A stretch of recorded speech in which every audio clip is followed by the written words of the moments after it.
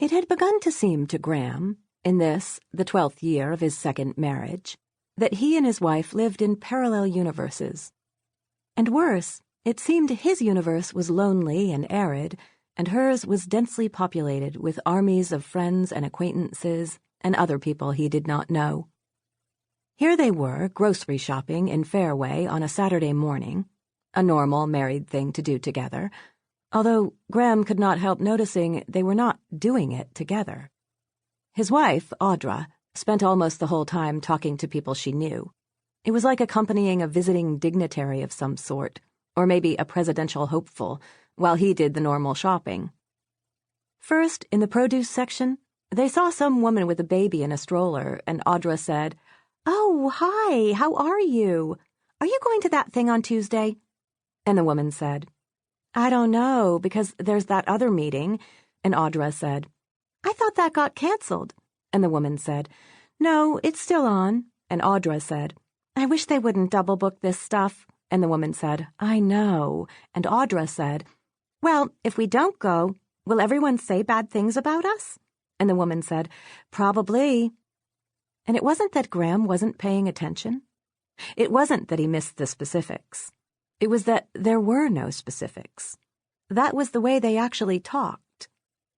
He took his time thumping melons and picking over grapefruit, and was actually rewarded for being forced to linger by remembering to buy green grapes, which weren't on the list. "Who was that?" he asked when Audra rejoined him. "Who?" She was peering into the shopping cart. "That woman you just said hello to." "Oh, she has a girl in Matthew's class," Audra said, selecting an apple. "And a 5-year-old, and a toddler, and that baby, if you can believe it. But no more, because when the baby was only a week old, she had her husband get a vasectomy. Just made the arrangements and woke him that morning and said, 'Guess what? You've got a doctor's appointment.' And he went." She took a bite of the apple. Audra was 41, a slender woman with a not quite perfectly oval face. In fact, Graham sometimes thought all of Audra was not quite. Her eyes were not quite brown, but had stalled at hazel. Her lips were not quite full enough to be lush. Her eyebrows were not quite high enough to be called arched. Her chin-length hair was not quite auburn, and its messy waves were not quite ringlets. She'd worn her hair this length for as long as Graham had known her. Apparently, if she cut it shorter, it curled up around her face and made her head look overly round. And if she grew it longer, the ends got too heavy and she had to have lots of layers put in. This was marriage. You started out thinking you'd married the most interesting person in all the world, and 12 years later your head was full of useless hair facts. Of course, there was other stuff in there. Some milestones, having a baby, buying a house, but that was basically the essence of it. Audra was not quite beautiful, but her liveliness kept her far away from plain. One aisle over, in the breakfast cereals department, Audra suddenly stopped the cart. A young man behind them glared, but Audra paid no attention. "Oh, hey," Audra said. "Look. Hello, hi, whoa, how are you?" You would have thought she was greeting a whole soccer team instead of one lady in a t-shirt and jeans with her hair pulled back into a bun. "Hello, Audra," the lady said. "So sorry I missed yoga this morning, Beverly," Audra said. She cleared her throat. Or, Meninder Prem. "Sorry again. I forgot that you go by your spiritual name now, right?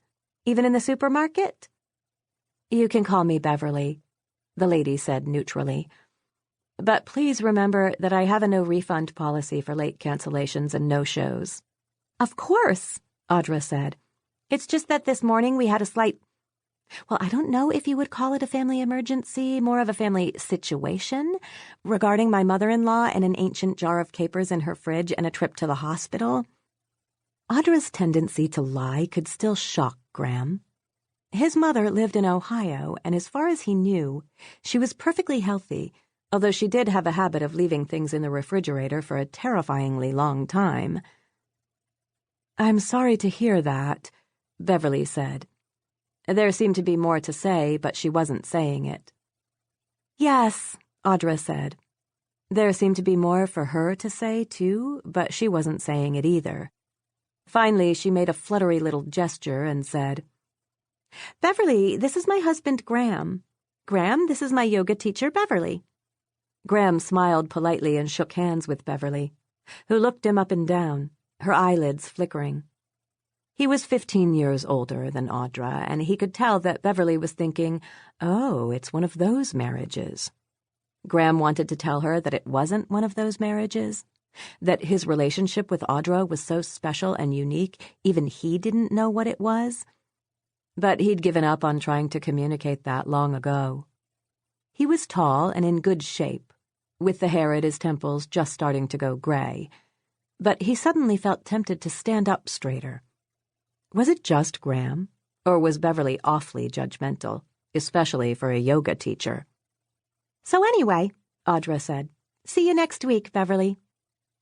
They moved on, and as soon as they went around the corner and out of sight, Audra said, "I completely forgot about yoga this morning," as though that hadn't been as obvious as a bumper sticker. "I think Beverly could tell that," Graham said. Audra sighed. "Maybe so. I don't know why I ever thought yoga class early on a Saturday morning was such a good idea. I guess I must have been feeling particularly empowered when I signed up." They saw their appliance repairman, Brady Shannon, in the ice cream aisle, and Graham knew that Audra would have an extra long talk with Brady, because she believed that if you were very, very nice to repairmen, they responded very, very quickly the next time you needed something repaired. The fact that this theory had proved very, very untrue had not shaken her belief in the practice.